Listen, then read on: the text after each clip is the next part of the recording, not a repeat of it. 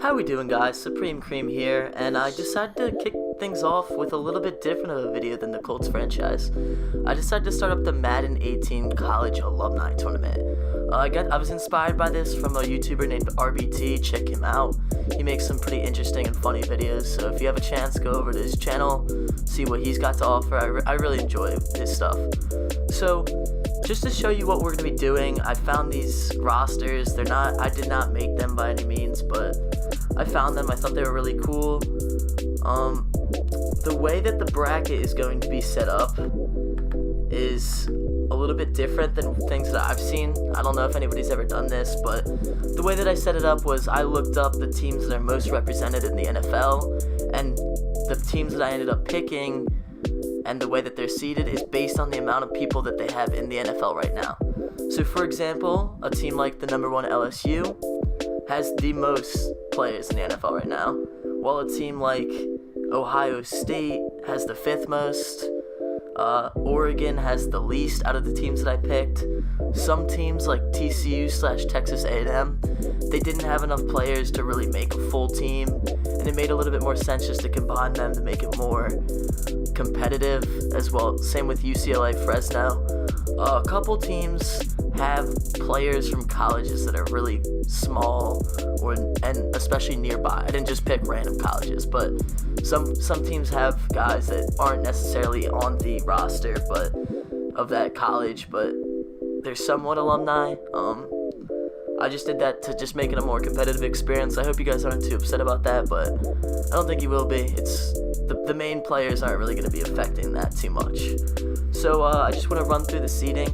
Number 1 LSU will be represented by the Saints, and they're going to be facing up against the number 16 Oregon, who are represented by the Eagles. That's going to be the game in today's video. Number 8 Georgia, represented by the Bills, facing off against number 9 Michigan, represented by the Lions. Number 4 Miami will be shown as the Dolphins, facing off against number 13 Notre Dame, represented by the Colts. And I really like that matchup because those are two teams that are really actual a rival in college sports. It's convicts versus Catholics. And we have the number 5 Ohio State, represented as the Browns, facing off as against the number 12 Cal, represented by the Raiders. We also have the number 2 Florida, represented as the Jaguars, facing off as the number 15 dual team of TCU and Texas A&M, represented by the Cowboys. Also the number 7 Clemson as the Bengals, facing off against the number 10 Auburn, represented as the Bears. I was really surprised that Auburn was 10. Also number 3 Alabama, represented by the Falcons, facing off against the combined 14 seed UCLA and Fresno as the Chargers. And the number 6 FSU, represented by the Buccaneers, facing off against the number 11 Oklahoma, represented as the Broncos. I really hope you guys enjoyed this series, and I'll be back with you to show you guys the rosters of the first game. Alright, how we doing, guys? I just wanted to show you the rosters of both teams before we got started, just so you could see that. First off, we have the number 1 LSU, represented by the Saints, as I mentioned before. At quarterback, they have Matt Flynn and Zach Mettenberg. Their running backs are Leonard Fournette, Jeremy Hill, Spencer Ware. Leonard Fournette's going to be starting. Their wide receiving core is very strong, with Odell Beckham Jr., Jarvis Landry, Brandon LaFell. At tight end, they have Ladarius Green, Andrew Whitworth at left tackle, Joe Barksdale at left guard, Ethan Pokic at center, Trey Turner at right guard, and La'el Collins at right tackle. Danielle Hunter at left end, Ricky Jean-Francois at right end. Defensive tackles Kyle William, Michael Brockers, and Benny Logan, very strong defensive tackle set. Left outside linebacker Kevin Minter, middle linebacker Perry Riley Jr. and Quan Alexander, and right outside linebacker Deion Jones, very strong linebackers. At cornerback, they have Patrick Peterson, Morris Claiborne, and Delvin Bura, as well as Jalen Collins and Tre'Davious White. Tre'Davious White's a very good rookie. Free safety, they have the Honey Badger, Tyrann Mathieu, and at strong safety, they have Jamal Adams, the rookie. And their kicker is Will Lutz, as well as their punter being Brad Wing.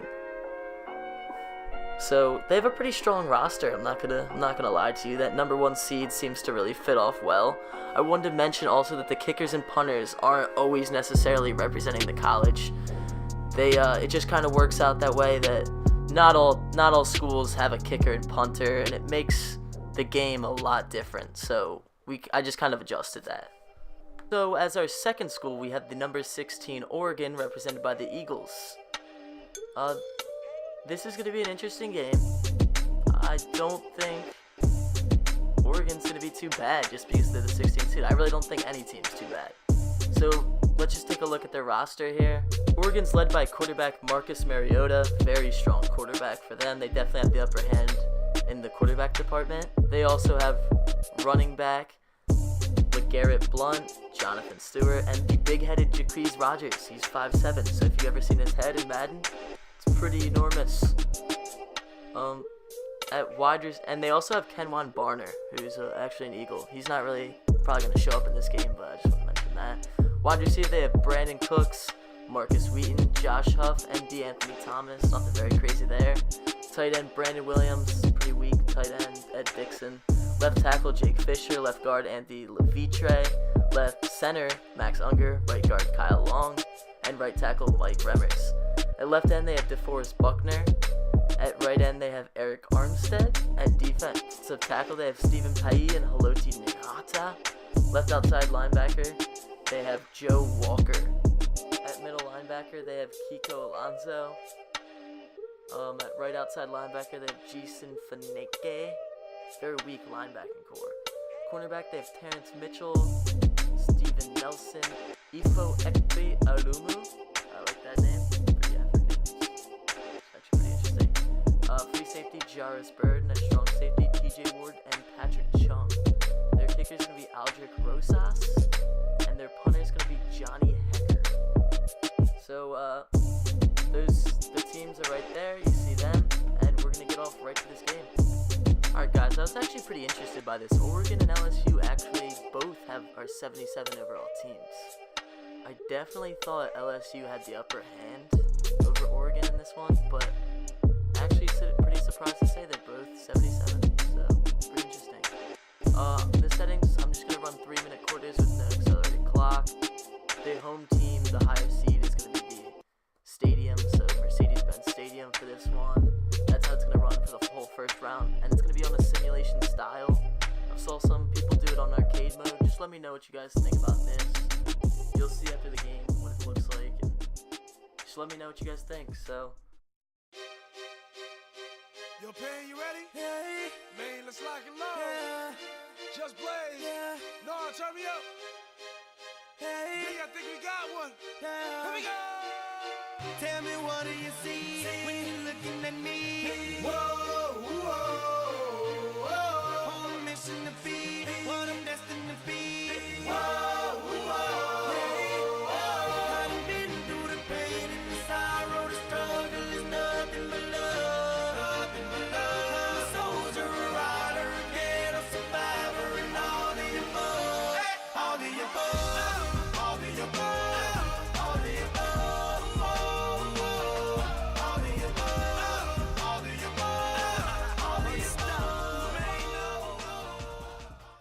And the kick and the commencement begins.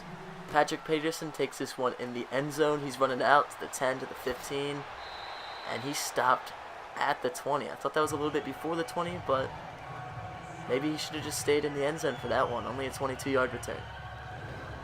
Matt Flynn. Who would have thought this guy would be representing LSU, the #1 overall team?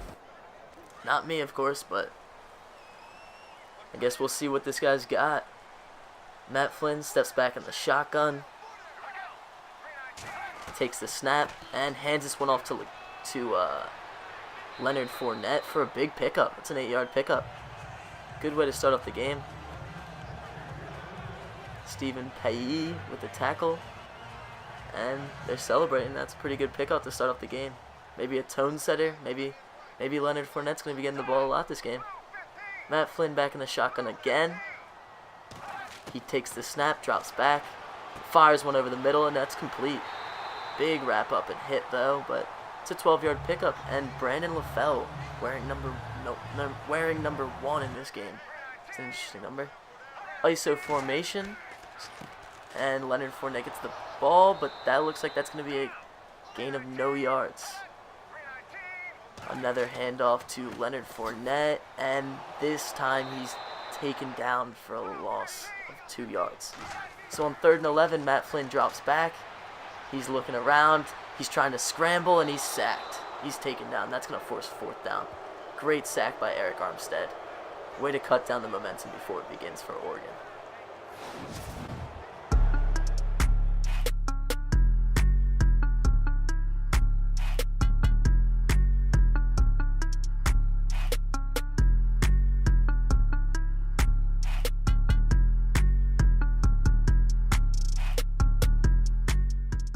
Great slow motion shot of that.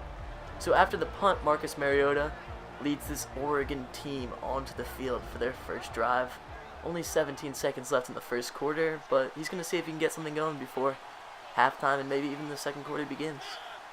In the shotgun, Marcus Mariota takes the snap and fakes it to LeGarrette Blount and fires one to absolutely nobody. Injury on the play. A weird celebration. That play was just really weird from start to finish. Second down though, Marcus Mariota takes the shot and tries to hand it off to LeGarrette Blount, but that's only a rush of 1 yard. After the second quarter begins, it was actually a rush of -1 yards. That is just embarrassing. I was trying to catch what was just happening. That was just embarrassing. Wow. That's what happens when you have weak tight ends. It's disgusting. So after the punt, Matt Flynn takes the ball, steps back, he's looking, got time, throws it, and that's a completion. That looks like it was to the tight end. In the shotgun again, first down, Matt Flynn takes the snap, drops back, chucks it, and he's got some open field. That's a spin. Ooh! Double spin move. Is it Odell? Yup. Odell Beckham Jr., baby. Shotgun snap again for Matt Flynn. 2-minute warning. He's got some time in the pocket, and he fires one. Ooh! That one looked like it could have been picked off. That looks like a mistake for the Oregon defense on that one. So after that play, there was also a penalty. It's 2nd and 5. Shotgun snap. He's waiting back in the pocket, and he fires one to a wide open Brandon LaFell. Actually, Brandon LaFell is on the opposing team. I'm not quite sure who that was. Shotgun snap, no running backs in the backfield. Fires one, and he's just short of the touchdown, the opening score for this game. That was the backup running back, Jeremy Hill. And this LSU offense seems to be clicking. They had something going for a short little while in the first drive, but this second drive right before the halves, they're really starting to get something going. Now you see the pylon cam. I don't know quite sure why they would show this. This looks like it's about a full yard short of even being anywhere close. Cool thing in this game, but I don't think we really needed that. And after an incompletion, the handoff to Leonard Fournette, and he's in for the first score in this Madden Alumni Tournament. Just a short 1 yard gain, but a touchdown nonetheless for the rookie.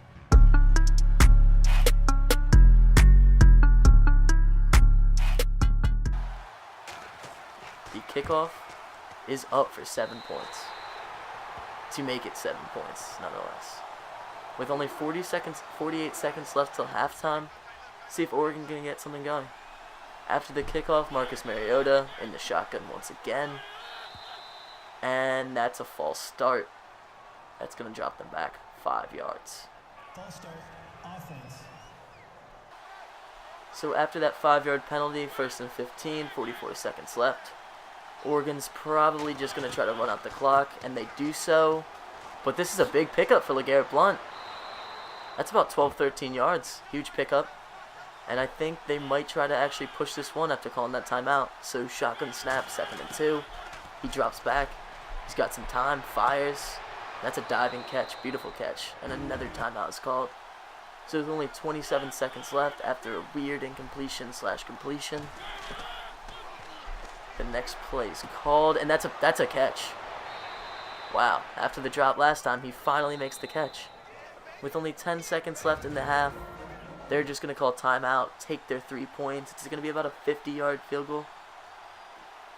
I'd assume it's about 50 yards. And the kick is up, looks a little low. And off the crossbar. Off the cross, never mind. I guess they're not going to get their 3 points. And that's just a terrible way for Oregon to, you'd think that they would have gotten their 3 points before the half, but Aldrich Rosas just could not convert there. So in the second half, actually we're still in the first half, a little Hail Mary attempt, and that one was 20 yards short of the end zone. So going into halftime, it's 7-0 LSU. It's been a pretty interesting game. Nothing crazy's happened. Pretty just fundamental game. There's been some drops. There's been opportunity for things to happen. Oregon honestly could be up. I mean, they're definitely not out of this game, and they're taking the ball in the second half. So Marcus Mariota's going to see if he can get this Oregon offense going as he hands the ball off to LeGarrette Blount, and he's blown up and flipped. So on 2nd and 7, that run actually meant nothing, and the loss of 7 yards on a sack is going to leave them for 3rd and long. Marcus Mariota, he's scrambling, and it looks like he's just going to take this one and run. Whoop! Oh, he escaped that one runner, or that one defender, but it's only a 13-yard pickup, and they're short. They had to punt. So Matt Flynn in the strong formation, taking the ball under center, play action, and he's almost sacked, but he gets the... Oh!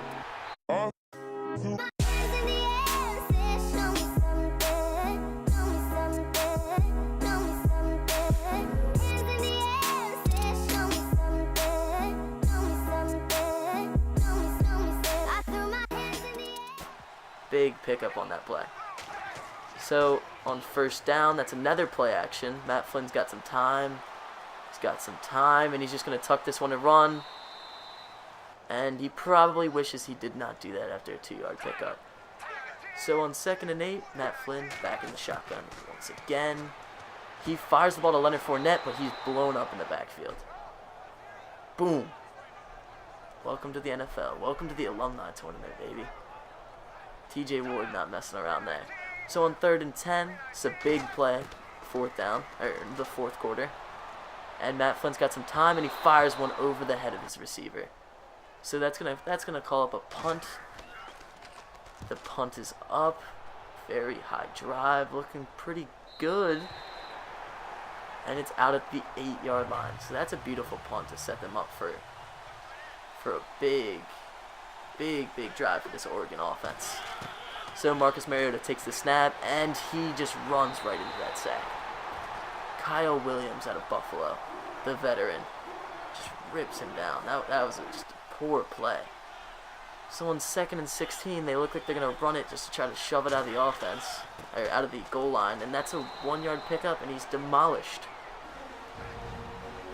And the 2-minute warning approaches, and this Oregon offense stuck on the 3rd and long. This is a really make or break play. They're probably going to go for it on 4th down, so if they don't get anything going, or at least get a 1st down here, they're probably going to go for the 2nd try.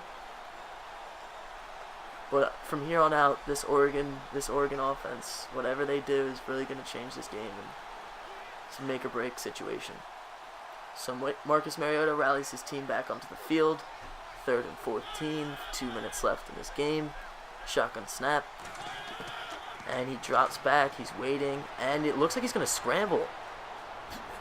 Oh! And he's demolished, and he gets torn apart. But they run the hurry-up offense, and on 4th and 1, he completely misses his receiver. So after the Saints drive, they weren't really able to get anything going, and they're just going to put up a field goal.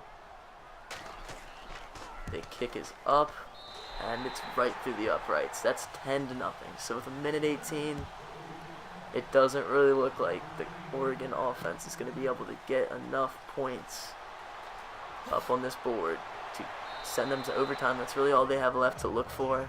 I couldn't see 2 touchdowns here, so you're going to need a quick touchdown and a field goal or something along those lines with no timeouts. So Marcus Mariota takes his team back onto the field, and he fires one over the middle. That's not a very smart pass with no timeouts, but they're obviously going to run the hurry-up offense. Time's ticking. They only have about a minute left. And the snap. He's looking around, looking for something, and he runs into another Danielle Hunter for his second pretty much identical sack. Running the hurry-up offense again. This Oregon team's just too tired. They're just too out of shape. Chip Kelly just did them no well when he was at Oregon. So Marcus Mariota dropping back, and he chucks one up. That's a pretty big pickup, but he was unable to get out of bounds. So the hurry-up offense leads to a spike, and it's just going to stop the clock, but they still got to pick up 48 more. Mariota drops back, fires one over the middle, and that's another pickup. So as the time's expiring, they really got to hurry up and snap this ball. I mean, I don't know if they're going to spike it or just try to chuck one up. They're actually going to spike it. So with that spike, that actually does not help them at all. Looks like they're just going to throw up a Hail Mary or some type of play like that to the end zone.